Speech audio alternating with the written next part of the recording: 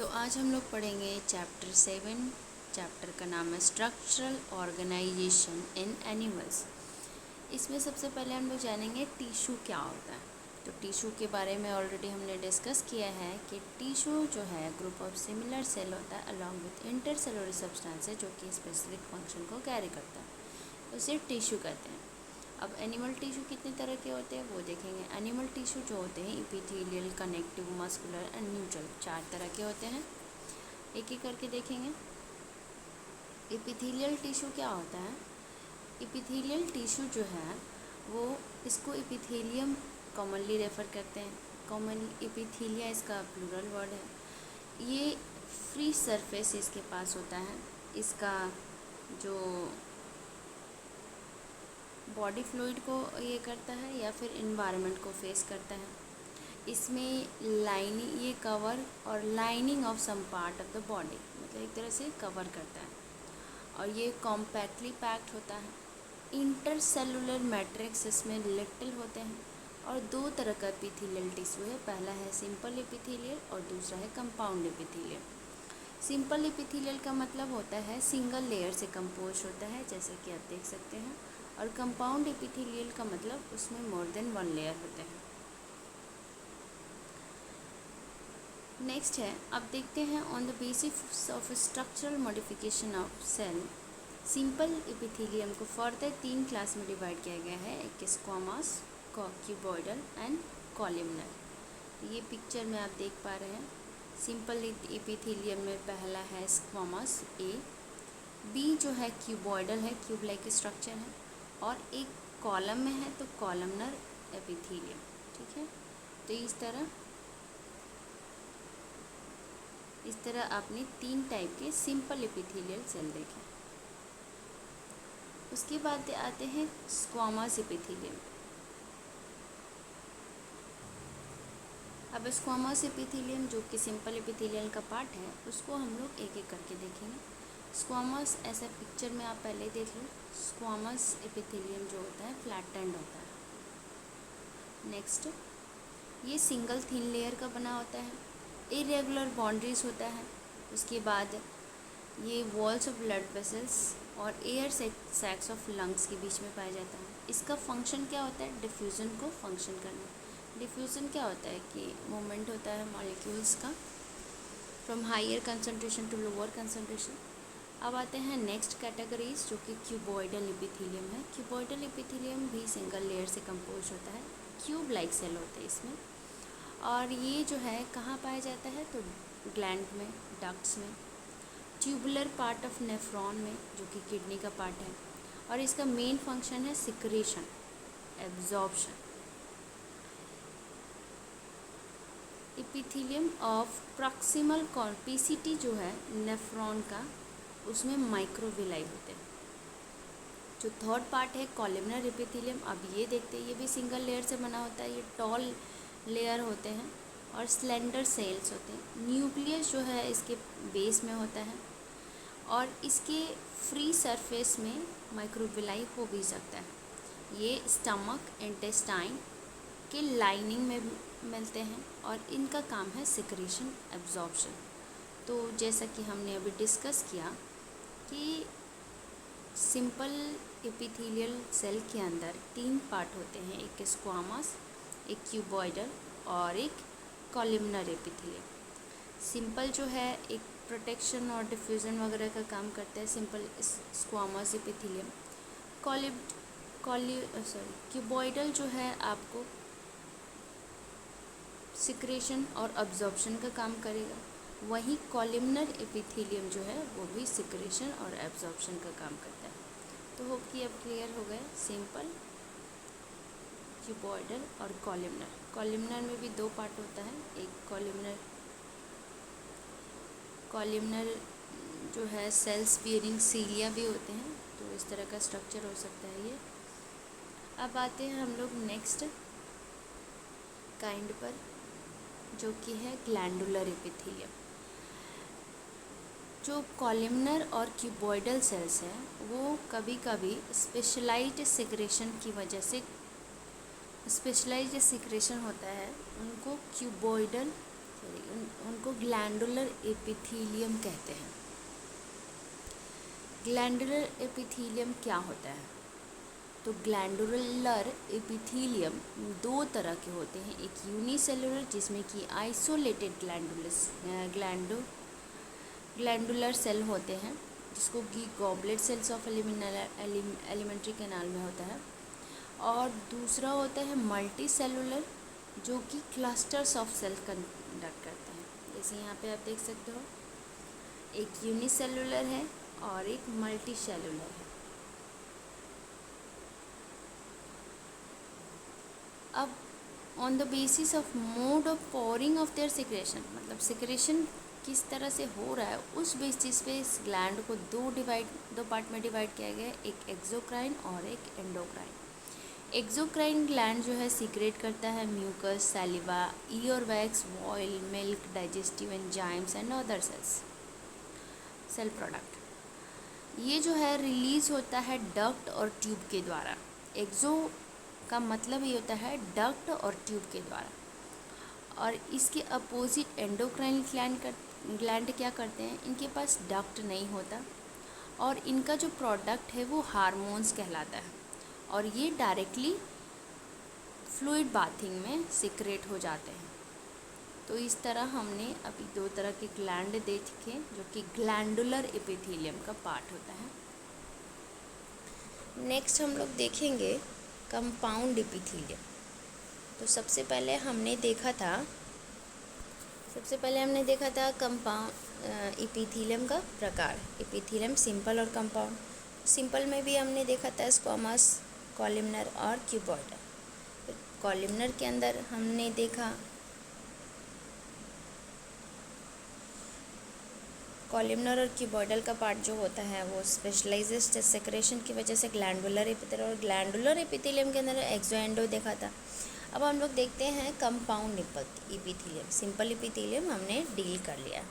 Compound epithelium क्या होता है, ये एक लेयर से ज़्यादा लेयर का बने होते हैं, ठीक है, एक लेयर के नहीं, बहुत सारे लेयर होते हैं, इसलिए इनका सिक्रेशन में रोल और एब्जॉर्प्शन में रोल लिमिटेड होता है। इनका फंक्शन क्या होता है, प्रोटेक्शन देते हैं अगेंस्ट केमिकल और मैकेनिकल स्ट्रेस। ये क्या करते हैं, ड्राई सरफेस को कवर करते हैं, जो भी स्किन का ड्राई सरफेस है, और मॉइस्ट सरफेस जो कि बकल कैविटी का होता है उसको कवर करते हैं, फेरिंग्स को कवर करते हैं, inner lining of duct, salivary gland और पैनक्रियाटिक डक्ट जो है ये कंपाउंड एपिथेलियम से मिलकर बने हैं। जितने भी एपिथेलियम में सेल्स हैं वो इंटरसेलुलर से मटेरियल से बंधे रहते हैं। स्पेशलाइज्ड जंक्शन जो कि स्ट्रक्चर और फंक्शनल लिंक प्रोवाइड करता है इन दोनों के सेल्स के बीच में। तो इस तरह इनके बीच में जो जंक्शंस होता है, उस जंक्शंस के बेसिस पे हम लोग देख सकते हैं कि कितने तरह के जंक्शन होते हैं जिससे कि ये एक दूसरे से अटैच होते हैं। तो पहला होता है टाइट जंक्शन।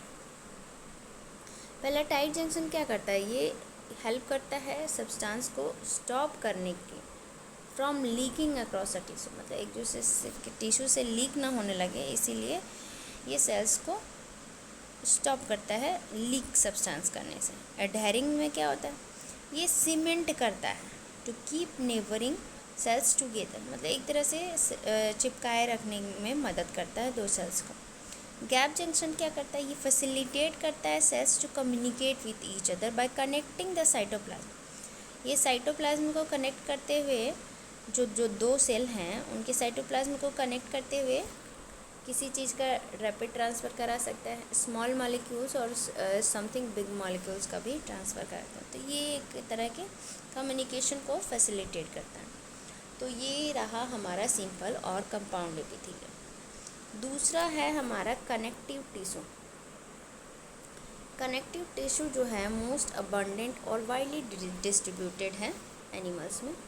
उनका नेम कनेक्टिव टिश्यू क्यों है, क्योंकि उनका स्पेशल फंक्शन है लिंक और सपोर्ट करने में अदर टिश्यू को। ये सॉफ्ट कनेक्टिव टिश्यू भी हो सकते हैं और स्पेशलाइज्ड कनेक्टिव टिश्यू भी हो सकते हैं, जैसे कि cartilage, bone, adipose and blood. Blood भी हमारा एक कनेक्टिव टिश्यू है। सारे कनेक्टिव टिश्यू में except blood cell secrete fibres to structural protein called collagen. मतलब कि सारे कनेक्टिव टिश्यू में जो सेल्स होते हैं वो कोलेजन और इलास्टिन का सेक्रेशन होता है।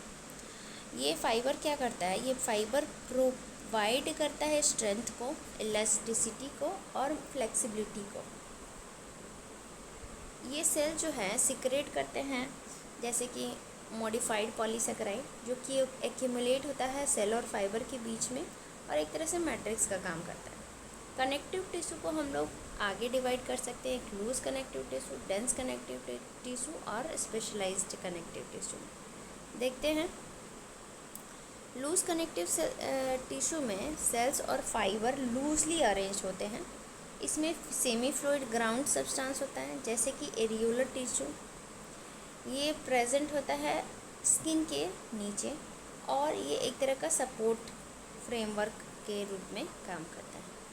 इसके अंदर फाइब्रोब्लास्ट होते हैं जो कि प्रोड्यूस कर सकता है और सीक्रेट कर सकता है फाइबर्स को। माइक्रोफेजेस होते हैं और मास्ट सेल होते हैं। दूसरा है एडिपोज टिश्यू, ये भी लूज कनेक्टिव टिश्यू के अंदर आएगा। एडिपोज टिश्यू जो है वो भी मेनली लोकेट रहता है स्किन के नीचे। ये क्या करता है, ये स्पेशलाइज्ड है स्टोर को, फैट को स्टोर करने के लिए। ये एक्सेस ऑफ न्यूट्रिएंट्स जो हैं वो इमीडिएटली यूज़ नहीं करता, उसको कन्वर्ट करता है फैट में और उसको स्टोर करता है टिश्यू में। फाइबर और फाइब्रोब्लास्ट क्या होता है, तो फाइबर और फाइब्रोब्लास्ट जो है कॉम्पैक्टली पैक्ड होते हैं as a in dense connective tissue. तो लूज कनेक्टिव टिश्यू में हमने क्या देखा, एरियोलर और एडिपोज देखा। डेंस कनेक्टिव टिश्यू जो होते हैं ये रेगुलर और इरेगुलर पैटर्न शो करते हैं, इसलिए इसको डेंस रेगुलर और डेंस इरेगुलर टिश्यू कहते हैं। डेंस रेगुलर में क्या होता है, कनेक्टिव टिश्यू जैसे कि कोलेजन फाइबर है, ये रोज़ में प्रेजेंट होते हैं और बहुत सारे पैरेलल रेज बनाते हैं। जैसे कि टेंडन क्या करता है, ये मसल्स को, पेशी को बोन से मतलब हड्डी से ज्वाइन करने की कोशिश करता है, मसल टू बोन्स। और लिगामेंट क्या करता है, बोन टू बोन ज्वाइन करने का कोशिश करता है। तो ये आपका जो है डेंस रेगुलर टिश्यू के अंदर आएंगे। ठीक है, एक टेंडन हो गया और एक लिगामेंट हो गया। उसके बाद आते हैं नेक्स्ट काइंड पर। डेंस रेगुलर में अभी हमने देखा टेंडन और लिगामेंट के बारे में। डेंस इरेगुलर में क्या आएगा, इसमें फाइब्रोब्लास्ट होते हैं जिसमें कि बहुत सारे फाइबर्स हो सकते हैं जैसे कि कोलाजन, और ये एक तरह से अलग तरीके से ओरिएंटेड होते हैं और ये भी प्रेजेंट होते हैं स्किन में। नेक्स्ट है कार्टिलेज बोन्स जो हैं और ब्लड जो है, कार्टिलेज बोन हो गया और ब्लड जो है वो एक तरह का स्पेशलाइज्ड। हमने देखा कनेक्टिव में भी डेंस लूज, उसके बाद स्पेशलाइज्ड कनेक्टिव देखा। ठीक है, तो लूज में हमने एरियोलर एडिपोज की बात की, डेंस में इरेगुलर रेगुलर आता है, तो रेगुलर में हमने टेंडन लिगामेंट की बात की और डेंस इरेगुलर में हमने फाइब्रोब्लास्ट की बात की।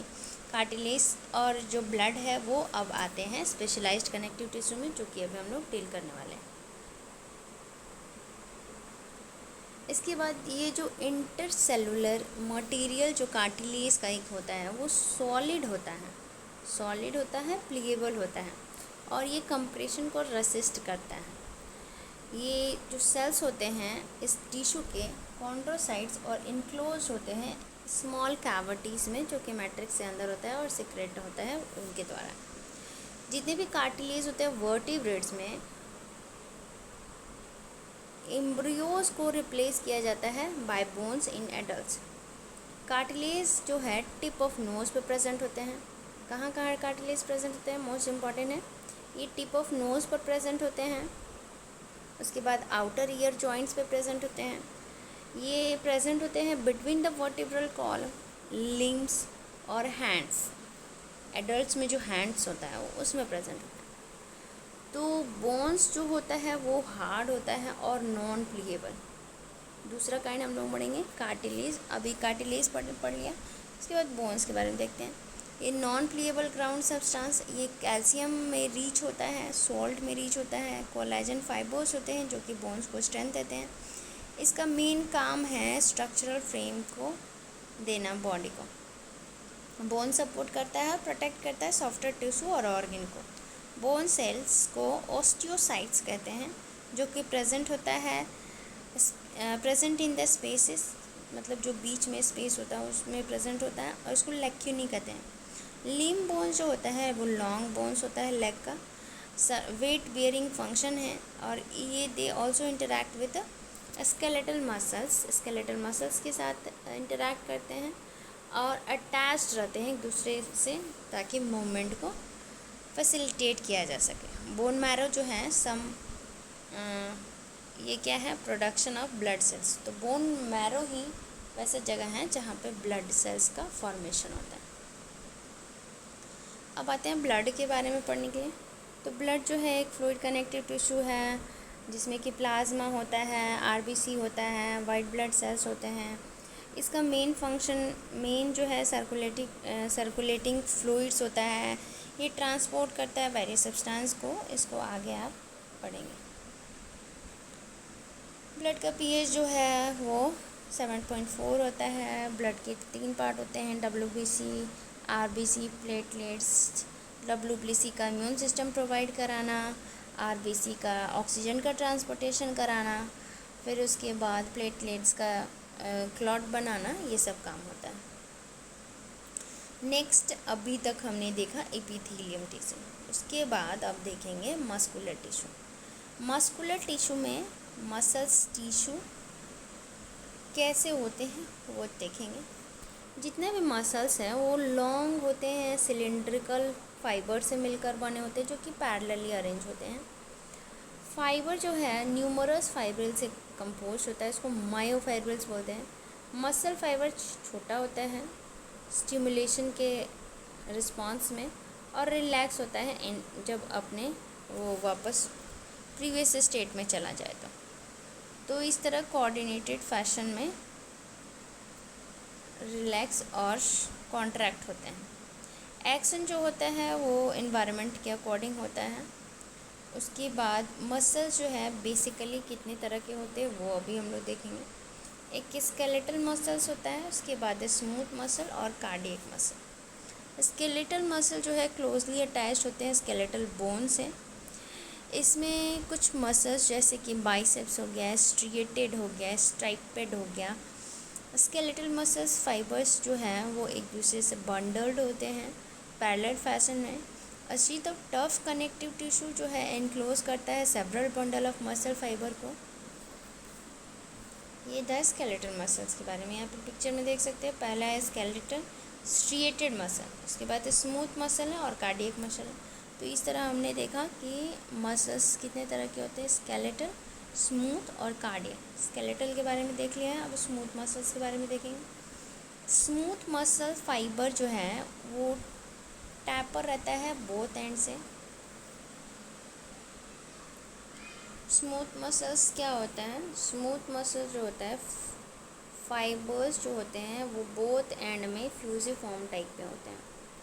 इसमें स्ट्रिएशन नहीं होता है, सेल जंक्शन एक दूसरे को होल्ड करके रखते हैं और बंडल्ड होते हैं इन अ कनेक्टिव टिश्यू सीट में। इंटरनल ऑर्गन का जो वॉल है जैसे कि ब्लड वेसल्स, स्टमक, इंटेस्टाइन, इसमें इस तरह के टिश्यू होते हैं smooth muscle tissue. Smooth muscles जो होते हैं ज़्यादातर इनवॉल्यूंट्री होते हैं। इसका फंक्शन जो है डायरेक्टली कंट्रोल नहीं किया जा सकता। We usually are not able to make it contract merely by thinking about it. We can do with the skeletal muscles. मतलब करेंगे भी तो स्केलेटल मसल्स की मदद से करेंगे, इस तरह नहीं हम लोग कर पाएंगे। स्केलेटल मसल्स में जैसे हम लोग मूवमेंट कर पाते हैं उसमें स्मूथ में नहीं कर पाएंगे। स्मूथ मसल्स जनरली जैसे कि ब्लड वेसल्स है, स्टमक है, इंटेस्टाइन है, ये सब जो है स्मूथ मसल्स से बने होते हैं। नेक्स्ट है कार्डियक मसल्स। कार्डियक मसल्स वैसा कनेक्टिव टिश्यू होता है जो कि प्रेजेंट होता है हार्ट में। सेल जंक्शन इसमें फ्यूज रहते हैं प्लाज्मा मेम्ब्रेन जो कि कार्डियक मसल सेल्स का से होते हैं और इसको एक दूसरे से स्टिक करके रखते हैं। कम्युनिकेशन जो होता है वो कुछ फ्यूज़न के पॉइंट पे होते हैं जो कि अलाउ करता है सेल्स को कॉन्ट्रैक्ट करने के लिए। When one cell receive a signal to contract, its neighbour are also stimulated to contract. तो इस तरह इशारा मिलता है कि कॉन्ट्रैक्ट करना है कि रिलैक्स करना है। न्यूरल टिश्यू नेक्स्ट है। न्यूरल टिश्यू एग्जर्ट करता है greatest control over the bodies responsive, मतलब बॉडी किस तरह रिस्पॉन्स कर रही है, क्या कंडीशन है, उसमें न्यूरल टिश्यू सबसे ज़्यादा इंपॉर्टेंट है। न्यूरॉन जो होता है नर्वस सिस्टम का यूनिट होता है, यूनिट ऑफ न्यूरल सिस्टम, ठीक है। न्यूरोग्लियल सेल जो होता है जो कि कंस्टिट्यूट करता है न्यूरल सिस्टम और प्रोटेक्ट करता है, सपोर्ट करता है न्यूरॉन्स को। Neuroglia makeup more than 1/2 of the volume of neural tissue. तो जो बॉडी टिश्यू में बने होते हैं वो ज़्यादातर न्यूरोग्लिया होते हैं। तो जो न्यूरॉन जो है वो ब्रेन में मिलता है तो उसको न्यूरॉन कहेंगे, अदरवाइज उसको न्यूरॉन को न्यूरोग्लिया कहते हैं। न्यूरॉन जो है सुटेबली स्टिमुलेट होता है इलेक्ट्रिकल डिस्टर्बेंस की वजह से, जो कि ट्रैवल करता है अलॉन्ग विथ प्लाज्मा वेव।